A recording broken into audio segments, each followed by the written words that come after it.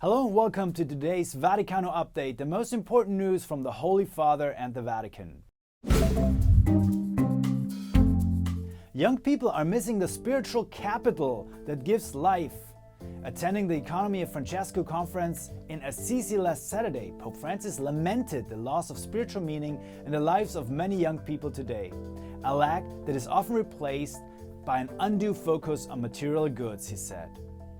Human beings created in the image and likeness of God are seekers of meaning before being seekers of material goods, the Pope told the young people at the conference. That is why the first capital of any society is a spiritual capital. The Eucharist teaches us to adore God rather than ourselves. On Sunday, September the 25th, Pope Francis traveled to the ancient Italian city of Matera, where he urged thousands of people to rediscover Eucharistic adoration as they gathered in a soccer stadium for Sunday Mass. Brothers, sisters from the city of Matera, the city of bread, I would like to tell you, let us return to Jesus, he said. Let us return to the Eucharist. Let us return to the taste of bread, because while we are hungry for love and hope, or we are broken by the travails and sufferings of life, Jesus becomes food that feeds us and heals us, Pope Francis told the faithful. New appointments in the Roman Curia. Pope Francis has named Cardinal José Tolentino de Mendoza as head of the Dicastery for Culture and Education. On June the 5th, following the official acceptance of the Apostolic Constitution Predicate Evangelium, the Congregation for Catholic Education and the Pontifical Council for Culture were disbanded and the respective responsibilities assigned to this new Dicastery for Culture and for Education.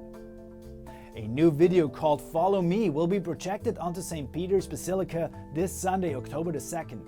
The projection invites pilgrims to visit the tomb of St. Peter. The hope is that by encountering St. Peter in these places and through these experiences, pilgrims may leave renewed and inspired by the example of the saint to focus all their strength toward the Lord. The projections on St. Peter's Basilica will run every day from Sunday the 2nd October to Sunday the 16th, lasting approximately 8 minutes. Pope Francis has appealed for the release of 9 Catholics kidnapped in southwest Cameroon. Together with the bishops of Cameroon, Pope Francis urged the abductors for the liberation of their captives in the Diocese of Mamfe, including 5 priests and a religious sister.